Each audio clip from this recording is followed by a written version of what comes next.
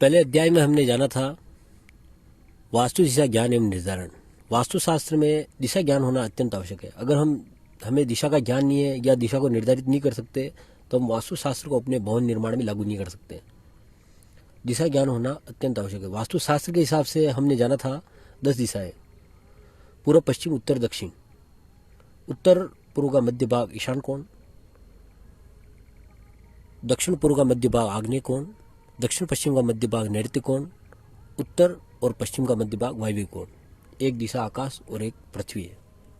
वास्तुशास्त्र में दिशा ज्ञान होना अत्यंत आवश्यक है और दिशाओं का बोध हो जाने पर ही हम वास्तुशास्त्र को लागू कर सकते हैं। अगर हमें दिशा ज्ञान नहीं है तो हम भवन निर्माण वास्तुशास्त्र के हिसाब से नहीं कर सकते और वास्तुशास्त्र का हिसाब से अगर भवन निर्माण नहीं हो सकता तो हमारे जीवन में नेगेटिविटी आएगी, पॉजिटिविटी नहीं आएगी, रोगग्रस्त होंगे, घर में सुख शांति नहीं रहेगी। अगर हमें सुख शांति चाहिए तो हमें दिशा निर्धारण के आधार पर ही, वास्तुशास्त्र के आधार पर ही भवन निर्माण करना चाहिए। और आज हम जानेंगे दिशाओं और विदिशाओं का प्रभाव और दुष्प्रभाव। दिशाओं का प्रभाव और दुष्प्रभाव अगर हमें पता चल गया तो इसके हिसाब से हमें यह जानकारी हो जाएगी हमारे घर के अंदर जो अशांति है या कोई भी रोग है तो कौन सा रोग है या किस तरह की अशांति है तो वो किस दिशा से हो रही है। उस दिशा के हिसाब से अगर हम वास्तु दोष का निवारण कर देंगे तो हमारी जो दुष्प्रभाव पड़ रहा है उसे हम रोक सकते हैं। आज हम 3 दिशाओं के बारे में जानेंगे: पूर्व दिशा, आग्नेय कोण, दक्षिण पूर्व दिशा और एक दक्षिण दिशा। इन तीनों दिशा के बारे में आज हम जानकारी प्राप्त करेंगे कि इनका क्या प्रभाव होता है और इनके क्या दुष्प्रभाव है इन दिशाओं के। अगली दिशाएं हम अगले अध्याय के अंदर जानेंगे।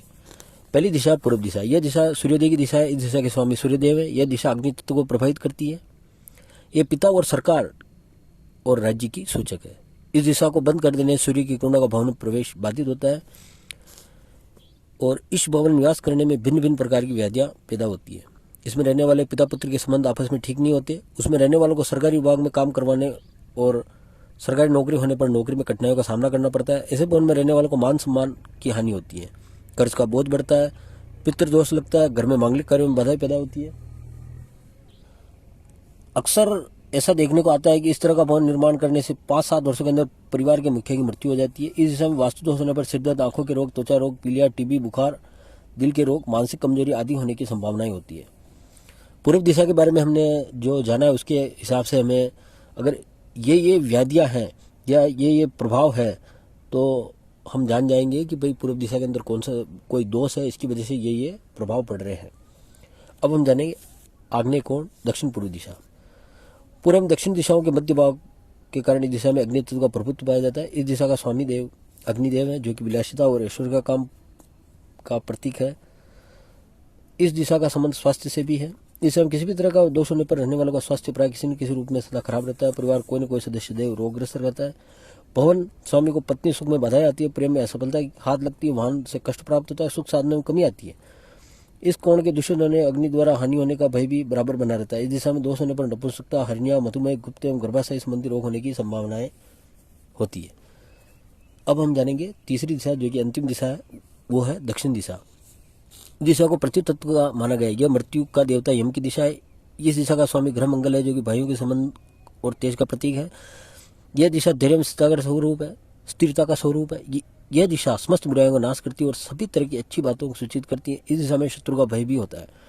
यह दिशा रोग भी प्रदान करती है। इस दिशा को बंद रखना उत्तम माना गया है। इस दिशा में दरवाजे खिड़कियां होने पर उन्हें बंद रखने अनेक बातों का लाभ मिलता है। इस दिशा में किसी भी तरह का दोष होने पर उससे रहने वालों को अधिक क्रोध आता है।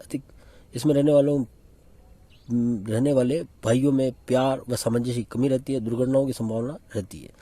इस दिशा में दोष होने पर फोड़ा, फुंसी, हाई ब्लड प्रेशर, कुष्ठ रोग व बवासीर आदि रोग होने की संभावनाएं या बवासीर, कुष्ठ रोग, हाई ब्लड प्रेशर, फोड़ा, फुंसी आदि होते हैं।